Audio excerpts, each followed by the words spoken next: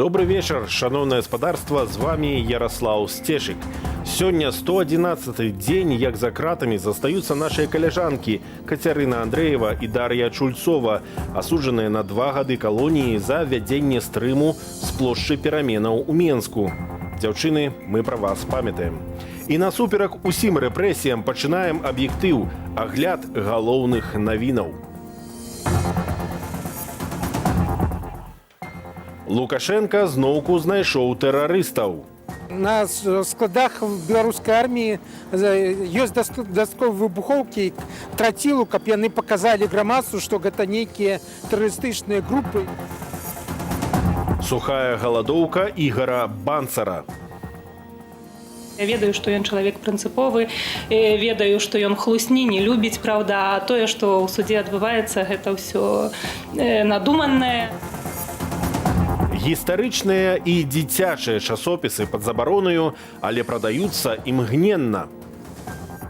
А тут, калі ёсць магчымасць яшчэ і дапамагчы нашай ніве, якую мы чытаем, то чаму не? Ёсць такая народная прыкмета. Калі Александр Лукашенко едзе на якісьці завод і кажа, што знайшлі тэрарыстаў з выбухоўкай, чакай масавых арыштаў, а праз паўгода-год развалу крымінальных справаў. Так было ў справе Белага легіёну, такія ж заявы былі пра 200 вагнераўцаў у беларускіх балотах. А цяпер на заводзе Мотавела Лукашенко распавядае пра знойдзеныя арсеналы, трацілу і пласціту. Пра рэальную пагрозу бяспецы беларусаў Юлія Цельпук. Силовые структуры полюют на ворогов державы день и ночь. Выяснилось, что в тот вечер мужчины находились в состоянии алкогольного опьянения. Хлопцев узяли за няправільнае стаўленне да зялёна-чырвонага сцягу. Завели адпаведную криминальную справу. Іншым особам з артыкулам пашчасціла яшчэ менш. Вам еще рассказал, это уже Комитет госбезопасности вам в ближайшее время расскажет, сколько сюда тротила завезли. И даже пластида. Кто специалист, тот знает. Это не Автуховича группа. Это уже новые. Хорошо, что их прикрыли. И там арсеналы. Зачем? Поэтому им надо сломать, а нам надо выстоять. Вертыкаль улады, якая цягам паўгода рэпрэсавала каля 50 тысячаў асобаў, белая, а яе крытыкі з патрабаваннем справядлівых выбараў чорныя, гатовыя ўзарваць краіну дзеля дасягнення сваёй мэты. Аб спыненні дзейнасці ў Беларусі тэрарыстычных груп на усе беларускім народным сходзе распавядаў і старшыня КДБ Іван Терцель. Гэтым разам гаворка пра нібыта міжнародную злачынную групу. Я перакананы, што гэта чарговы фейк. Але ў адрозненне ад падарожніка, якого яны не адшукалі ў 2017 годзе з украінскай зброяй, на складах беларускай арміі ёсць дастатковыя выбухоўкі, трацілу, каб яны паказалі грамадству, што гэта нейкія тэрарыстычныя групы, якія тут ствараюць вялікую пагрозу. Перад гэтай справаю БТ вяшчала пра заблакаваныя змагарамі рэйкі на чыгунцы. Потым пра падпаленыя аўтамабілі міліцыянтаў, рыхтаванне выбухаў і закуп зброі ва ўкраіне, якія інкрымінуюць Ігору Аліневічу і Миколаю Алтуховичу. Кого и где подрывать или поджигать организатор этих действий Николай Автухович брал прямо из мессенджера Telegram. Гэта матэрыял у навінах БТ без доказаў на відэашэрагу з вырванымі з кантэксту каментарамі абвінавачаных. Менчукі каментуюць. Мало информации и однобокая она. Вот если бы, покажи это все. Тогда это другое дело. Коли верить усьому тому, что говорится на белорусском телебачении, то можно здурэць. Ужо цяпер у Беларусі больш за 2000 крымінальных справаў з палітычнай афарбоўкай. Прызнаных палітвязнямі асобаў больш за 260. Журналістаў афіцыйных тэлеканалаў гэтая статыстыка не цікавіць, таксама як узровень даверу да іхнага кантэнту. Калі б яны цікавіліся сапраўды, наколькі эфектыўная дзяржаўная прапаганда, яны бы абсалютна вельмі добра разумелі, што ніхто гэтую лухту, якую верзе Лукашенко, якую кажуць сілавікі, ніхто яе не слухае. Грамадства, вялікая частка грамадства атрымлівае інфармацыю праз інтэрнэт. Так гэта ці не, Белсат даведаўся на вуліцах сталіцы. Стараюсь сейчас мимо ушей это пропускать, что говорят. И, понятное дело, ничему не верю. Извините, его словам, по-моему, верит только ненормальный человек. То, что он врет на каждом шагу. Надо фильтровать, наверное, информацию, которая идет от любых источников. Официальных, неофициальных, там, оппозиционных или провластных. Але як зрабіць, каб адказнасць неслі за хлусню, а не фейкавыя абвінавачанні? Юлія Тельпук, Белсат. Инициатива «Байпол», заснованная былыми белорусскими прокурорами, следчими и милициянтами, назвала некомпетентностью и спробой тиску на свободу слова криминальную справу, якую супраць іх распачала Генеральная прокуратура Беларуси. Прадстаўнікоў «Байполу», былых прокурорскага работніка Олега Талерчыка, следчага Игора Лобана ды іншых абвінавачваюць у распальванні сацыяльнай варожасці. Возбуждение уголовного дела в отношении членов инициативы «Байпол» – это очередное доказательство некомпетентности Генеральной прокуратуры и попытки давления на инициативы, на свободу слова. Но инициатива продолжит работу в штатном режиме. Если они думают, что таким образом они способны оказать на нас какое-то давление, они ошибаются. Мы как работали, так и будем работать. Инициатива «Байпол» вядомая сваімі расследаваннямі дзейнасці беларускіх сілавікоў падчас разгону мірных пратэстаў. Гэтак пазаўчора яны апублікавалі аўдыёзапіс прамовы імаверна былога міністра ўнутраных справаў Юрыя Караева, у якой гучыць заклік фізічна прыбіраць тых, хто пагражае сілавікам або чыноўнікам. Напярэдадні ўдзельнікі «Байпол» апублікавалі імёны і адрасы працаўнікоў ГУБАЗіку, самай антынароднай структуры беларускай міліцыі. Раней былі расследаванні смерці Романа Бандарэнкі, аўдыёзапіс выступу сённяшняга намесніка міністра ўнутраных справаў Мікалая Карпянкова, ды эксклюзіўныя відэа, у тым ліку знятыя самімі сілавікамі падчас разгону мірных дэманстрацыяў, жорсткіх затрыманняў і катаванняў затрыманых непасрэдна ў аддзяленнях міліцыі.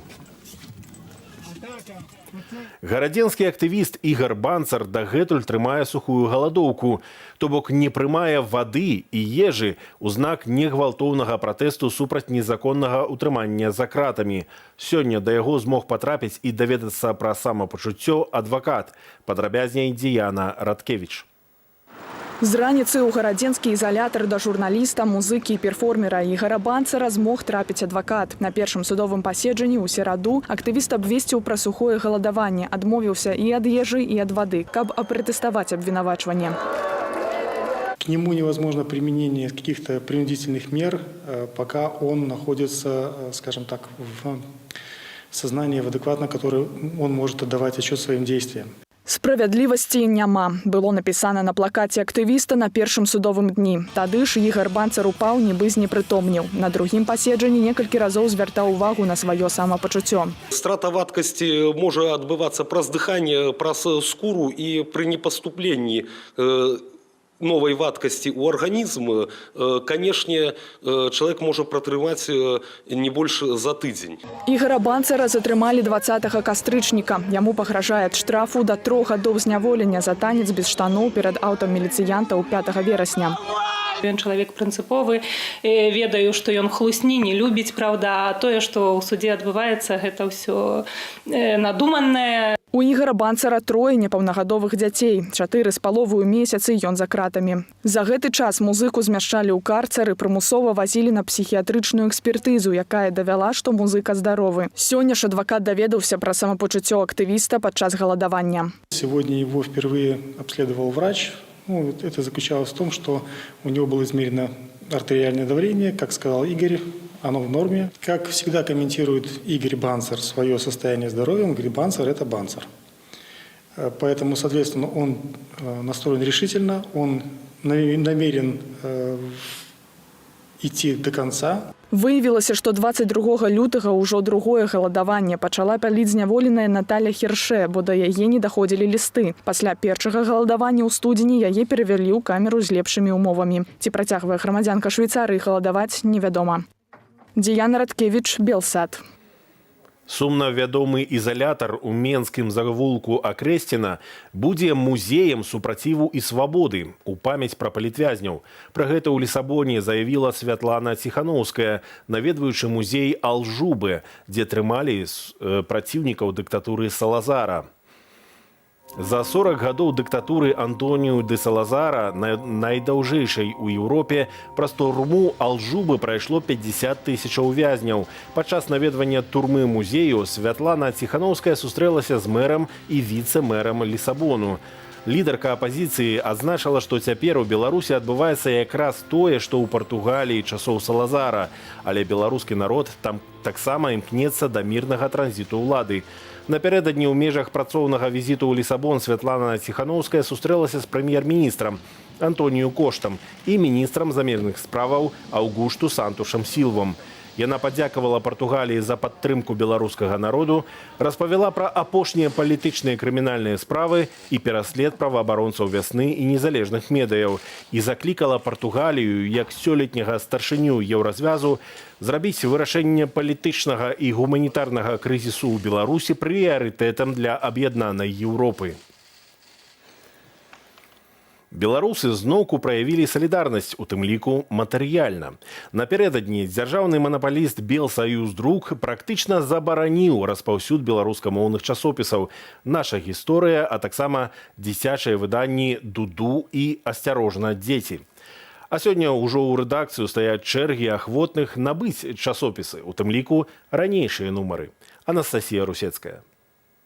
Вялікая чарга ўтварылася сёння ў цэнтры Менску, на вуліцы Энгельса, 34А. Тут, на заклік рэдакцыі «Нашай Нівы», сабраліся ахвочыя набыць свежы нумар часопісу «Наша гісторыя», які напярэдадні выйшаў з друкарні. Ведаем такі часопіс «Наша гісторыя». Не скажу, што мы покупаем его увесь час, але калі ёсць магчымасць. А тут калі ёсць магчымасць яшчэ і дапамагчы «Нашай Ніве», якую мы чытаем, то чаму не? Мы хочам падтрымаць нашу Ніву, і гэта даволі абсурдна, то, што зараз адбываецца. Невядома, што будзе далей, але мы спрабуем рабіць тое, што ад нас залежыць. Менавіта сабе набыцем часопісы, сябрам, падзелімся з імі. Падтрымання чытачоў выдаўцы папрасілі пасля таго, як дзяржаўны манапаліст Белсаюздрук адмовіўся прадаваць у кіёсках папулярны часопіс «Наша гісторыя», а таксама дзіцячыя выданні «Дуду» і «Асцярожна, дзеці». Для мяне было пытанне асабістае, ці ёсць яшчэ гэты зарад салідарнасці ў людзях, ці проста гэтыя катастрафічныя падзеі, якія адбываюцца ў Беларусі, гэты абвал, які мы на вачах назіраем, ці ён у людзях забіў гэтую салідарнасць. Мы пабачылі, што ён не забіў. Прадаваць часопісы ў рэдакцыі «Наша Ніва» плануе 2 дні штомесяц. Апроч таго, можна аформіць падпіску. Калі ж Белпошта таксама адмовіцца ад супрацы, рэдакцыя плануе аднавіць уласную сістэму дастаўкі. І, канечне, будзем працаваць у інтэрнэце. На сайце «Наша Ніва» будзем ставіць гэтыя матэрыялы ў платным доступе для платных падпісчыкаў. Інтэрнэт цяпер наша ўсё. Кіраўніцтва «Нашай Нівы», якая выдае часопіс «Наша гісторыя», а таксама дзіцячыя выданні «Дуду» і «Асцярожна, дзеці», лічыць спыненне супрацы палітычнаю пастановаю дзяржаўных органаў. Гэта фактычна працяг ціску на незалежныя выданні. З лютага ў шапіках Белсаюздруку не прадаюць газеты «Новы час». Летась праз палітычны ціск і фінансавыя праблемы, выкліканыя дзеяннямі ўладаў, спынілі працу 6 недзяржаўных газетаў. Анастасія Русецкая, Белсат. На кафедральнай плошчы літоўскай сталіцы сёння прайшла жывая выстава, каб нагадаць усяму свету пра мірнае змаганне беларусаў. Удзельнікі трымалі ў руках рэпрадукцыі найлепшых карцінаў свету, прысвечаных падзеям у Беларусі. Паглядзець на шэдэўры пратэснай творчасці ёсць магчымасць і ў гледачоў Белсату.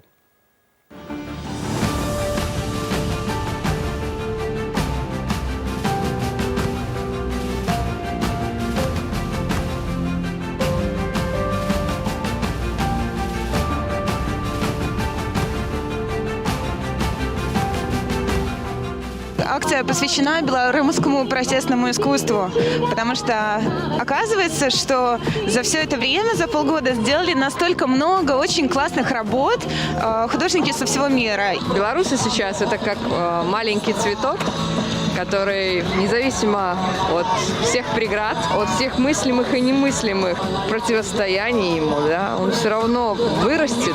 Да, у нас не получилось быстро, но у нас получится медленно.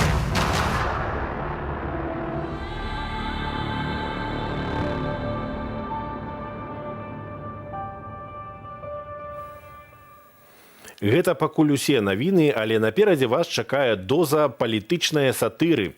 Віця хоча па-туркменску, Коля патрабуе долю, а нехта завітаў у госці да Лукашэнкі. Пра гэта глядзіце ў праграме «Вечаровы шпіль». З вами быў Ярослаў Стешык. Заставайцеся з Белсатам.